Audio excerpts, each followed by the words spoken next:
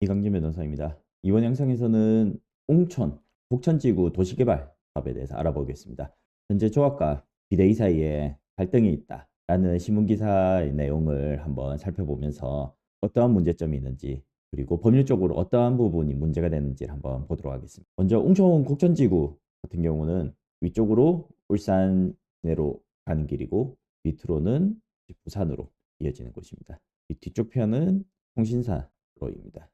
도로를 끼고 양측으로 해가지고 개발이 진행 중에 있고 이 주황색으로 표시된 부분이 공동주택 부지로 되어 있습니다. 사실 이 부분과 관련된 문제가 어떻게 보면 이 갈등의 시발점이라고도 할 수 있는 부분이라 생각이 됩니다. 웅촌면 곡천리 일원이고요. 시행기간은 원래 25년으로 되어 있지만 현재 사업이 지지부진한 상태입니다. 사업 시행자는 웅촌 곡천지구 도시개발 사업조합입니다. 자금난으로 인해서 도시개발 사업 추진이 지연이 되고 있고 조합 집행부와 비대위 간의 갈등이 심화되고 현재 고소고발을 하고 있는 상태입니다. 비대위 측에서는 집행부가 시공사와 유착관계, 자금 유용 의혹들이 있다라고 하면서 비리 의혹을 계속 제기하고 있습니다. 핵심적인 부분은 두 가지라 할 것인데 공동주택 부지 계약과 관련된 부분으로 시행사의 잔금 미납을 하고 있음에도 계약을 계속 유지를 하고 있는데 집행부가 이런 부분에 있어서 토지 매수를 한 측과 유착 가능성이 있는 거 아니냐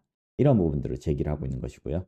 그리고 토목공사 상급금 유용한 부분인데 공사자재 및 하도급을 위해서 지급된 80억 원이 다른 목적으로 사용된 정황이 포착되었다라고 하면서 비대위에서 시공사가 제대로 공사를 하고 있지 않다. 상급금을 유용했다라고 주장을 하고 있습니다. 그 과정에서 비대위에서 조합 측의 정보 공개를 요구를 했는데 그에 대해서 거부를 했습니다. 회계장부라든지 회의록 등 핵심 자료를 요구했는데 집행부가 공개를 할 경우에 시공사 등과 문제가 발생할 수 있으니 공개를 할 수 없다라고 하고 있습니다. 공동주택은 두 개 블록으로 해가지고 각각 다른 채들과 계약이 되어 있는데 두 개의 시행사와 토지 계약을 21년 5월에 체결을 했고 22년 12월에 잔금 지급 예정일이었으나 현재 25년이 된 현재까지도 잔금 지급이 되지 않고 있는데 조합 집행부는 어떠한 계약 해지나 시행사 변경 등 어떠한 조치도 취하지 않고 있다라고 하면서 조합에 명백한 손해를 끼치면서까지 왜 비정상적인 계약 관계를 유지하는 것이냐라고 하고 있는데 이와 관련돼서 한번 구체적으로 좀 살펴보면 현재 해당 구역 같은 경우는 울산 회화강 리버스테이츠라고 해서 민간 임대 주택 건설을 지금 추진 중에 있습니다. 시행사 같은 경우는 웅촌 곡천 협동조합이라고 해서 도시개발조합은 아닙니다. 별도의 협동조합이기 때문에 두 개를 구분을 해야 하겠습니다. 해당 조합의 조합원 모집 공고안을 보면 본 사업은 조합원 모집 당시 임대사업자로 등록하지 않은 협동조합이 건설할 임대주택에 대한 계획을 통해 조합원을 모집하는 것이다 라고 하면서 웅촌곡천 협동조합은 주식회사 나DNC로부터 인허가 사항을 포괄적으로 양도 승계받아 공급할 계획임을 알려드립니다 라고 되어 있습니다. 이와 관련해서 채비지에 대해서 승계계약서를 별도로 작성을 했습니다. 웅촌 곡천지구 도시개발조합이 주식회사 나DNC에 매도를 한 것을 웅촌 곡천 협동조합이 승계를 하겠다라고 하는 것입니다. 24년에 계약을 했는데 원래 잔금 지급일은 22년 12월까지였습니다. 사실 부동산에 대해서 관심이 있으신 분들이라면 충분히 아실 것으로 보이는데 22년도 이전까지 21년도에 계약을 할 때까지만 하더라도 부동산 경기가 매우 좋았습니다. 그래서 분양이 충분히 될 것이라고 생각을 하고 아마 잔금 기급 기간을 22년 12월로 해서 분양을 시도했지만 분양이 잘 안 되었고 그 이후에 부동산 경기가 가라앉으면서 새로운 시도 자체가 매우 어려운 상황이었고 그 이후에 결국 민간임대 주택으로 전환을 하게 되었는데 현재까지도 모집을 하고 있지만 아직까지 충분히 모집이 되지 않는 것으로 보입니다. 아마 조합원 모집이 어느 정도 되었다라고 하면 조합원들이 납부한 분담금으로 토지 대금을 납부하려고 했었던 것이 아닌가라고 생각이 되는데 결국에는 이 부동산 경기가 맞물려 가지고 현재까지 계약이 계속 이어져 있고 오고 있고 그 다음에 잔금 납부가 이루어지지 않고 있는데 그렇다 해가지고 이 해당 계약을 해제를 한다라고 했을 경우에 있어서도 해제를 했을 경우에 다른 시행사를 쉽사리 구할 수 있느냐 이러한 부분들이 아마 우려돼 가지고 그대로 놓아두고 있는 것은 아닌가라는 생각을 하고 있지만 비대위 측 입장에서도 다른 업체가 있는데 계약을 해지하지 않고 있다라고 한다면 당연히 매수하려는 시행사 측하고 뭔가 유착관계가 있는 것이 아니냐라고 의심을 할 수밖에 없다고 보입니다. 두 개 필지였고 해당 필지 같은 경우는 주식회사 VI 플래닝으로부터 역시나 양도로 승계를 받아서 공급할 계획이다 라고 밝히고 있습니다. 역시 마찬가지로 24년도에 계약을 체결했습니다. 그리고 두 번째로 80억 원 관련해서 도시개발 토목공사의 시공사에게 80억 원을 선급금으로 지급을 했는데 시공사에서는 공사자재 확보나 하도금 대금 지급을 위해서 사용을 해야 될 것인데 다른 목적으로 자금을 유용했다라고 하고 있는데 다만 이 부분 같은 경우는 시공사에 지급된 금원 같은 경우는 선급금이라고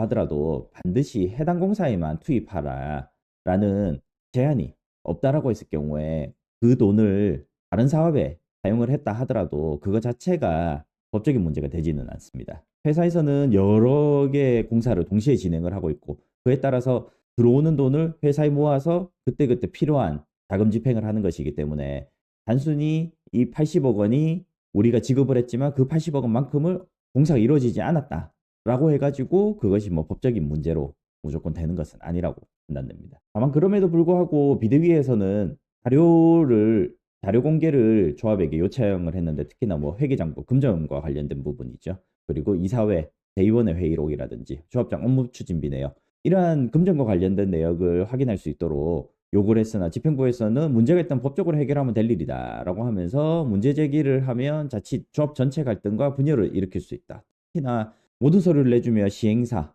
매수한 시행사죠. 매수한 시행사나 또 다른 공사를 맡고 있는 시공사 측과 법적 문제를 일으킬 소지가 있어서 조심스럽다라고 하고 있습니다. 그런데 이러한 조합원들의 열람복사 관련해 가지고는 도시개발법 제72조에서 열람복사를 요청하는 경우에 개인 신상 정보를 제외하고 이에 응하여야 한다라고 하면서 회계감사보고서라든지 총회, 대의원의 이사회 회의록 등에 대해서는 공개 대상으로 규정을 하고 있습니다. 그런데 법적 의무가 있음에도 불구하고 집행부에서는 공개를 하지 않고 있다는 점에 있어서 이 도시개발법을 위반하는 것이랄 것입니다. 또한 비대위에서 한 가지 또 문제를 삼고 있는 것이 조합장 1,300만 원을 본인 개인의 형사재판 변호사 비용으로 조합비로 지출을 했다라는 것입니다. 개인의 형사재판 변호사 비용으로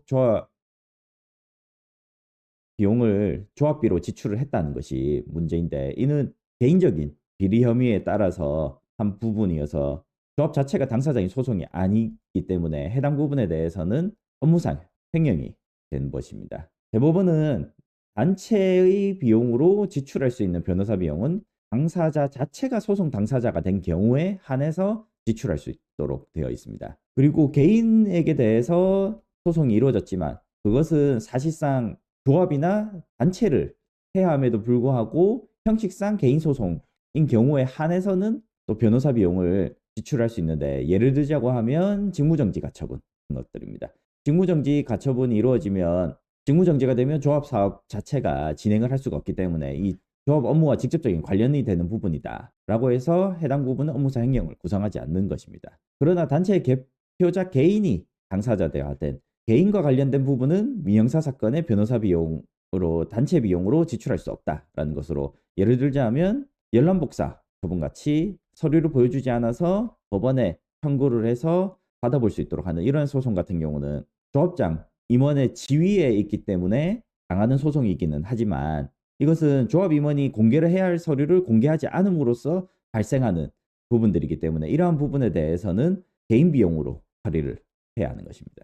만약 조합 비용으로 처리했다면 업무상 횡령이 될 수 있습니다. 집행부가 정보 공개를 하지 않는 원인이라고 한다면 현재 도시개발법에는 정보 공개 의무 위반을 했을 경우에 형사처벌을 할 수 있는 조항이 없습니다. 정비사업인 재개발 아니면 재건축 같은 경우나 아니면 지역주택 조합 같은 경우에는 공개를 해야 할 서류를 공개하지 않았을 경우에는 형사처벌 조항이 있어서 열람복사 청구에 대해서 가능하면 응하도록 하고 있는데 도시개발법에는 이러한 형사처벌 조항이 직접적으로 없다 보니까 이 정보 공개를 하지 않고 버티기가 가능한 구조입니다. 그래서 정리해서 본다면 비대위에서 이야기를 하고 있는 것은 공동주택 시행사 유착 의혹 등이 있을 뿐만 아니라 토목공사 선급금 유용 의혹 조합장 횡령 개인 변호사 비용을 쓴 부분들 이러한 부분들을 문제를 삼고 있고 이 개인 변호사 비용과 관련해 가지고는 업무상 횡령이 될 소지가 있다라는 부분이고 비대위의 열람복사 청구와 관련해 가지고는 이러한 부분은 도시개발법에